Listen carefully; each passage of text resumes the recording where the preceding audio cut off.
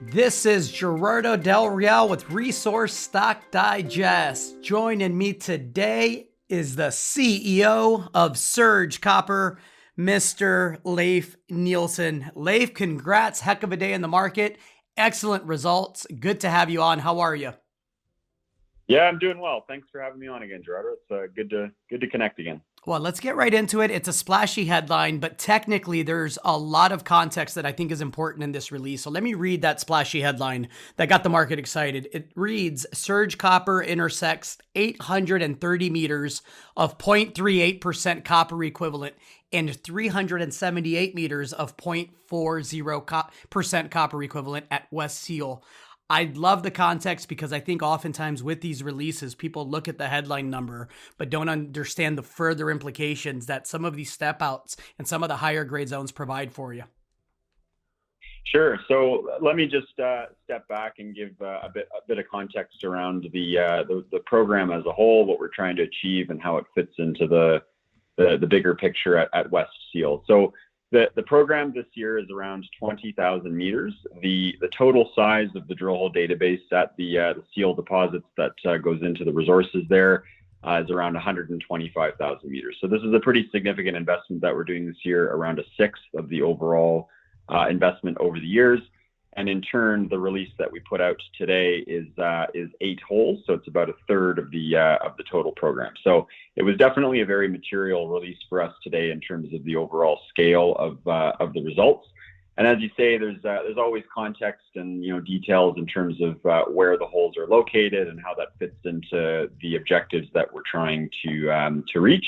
So really, what this program was about this year is all about resource expansion at West Seal. So that's the biggest deposit we have at the Utsa property. It's around total resource inventory, and the program is really focused on stepping out around the margins of the deposit, putting a few holes across the top, all with the objective of hopefully adding some good tons at good grades to the overall resource model.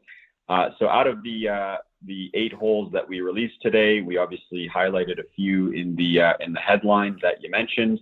I can't quite verbally walk through the sections, but I would encourage listeners to have a look at the press release. We included some very helpful cross sections and long sections that give you a visual understanding of what's going on. But I would certainly say that a few of the key results that are getting us very excited are step outs in the southeastern portion of the deposit that are in the 100 to 200 meter range from step outs from the resource, hitting broad continuous intervals of very strong copper porphyry style mineralization. Similarly, a couple results like that over on the west side of the deposit. And then that really big number, the 830 meters at 0.38%, that was collared as a step out to the northeast. It was a great result. A lot of that interval does sit in the center of the deposit, so it does constitute infill drilling over large portions of it, but a fantastic result nonetheless that demonstrates the size and continuity of this resource. You talk about defining the key structural controls, and for this type of deposit, that's critical, right? Yeah, it is, and what we're really referring to there is some post-mineral faulting. So this whole region has some quite important faults that were in place after the deposits were themselves. They're quite important controls on the boundaries of the core portion of the deposit. Some of the areas the deposit or the faults are quite well delineated. They have lots of drill holes that have pierced through the fault plane, and we've seen them in a lot of different places.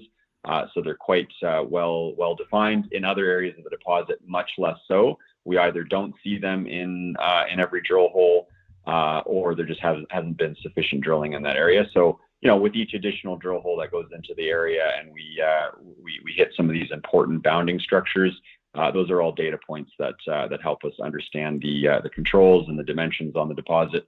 And help us guide future drilling as well.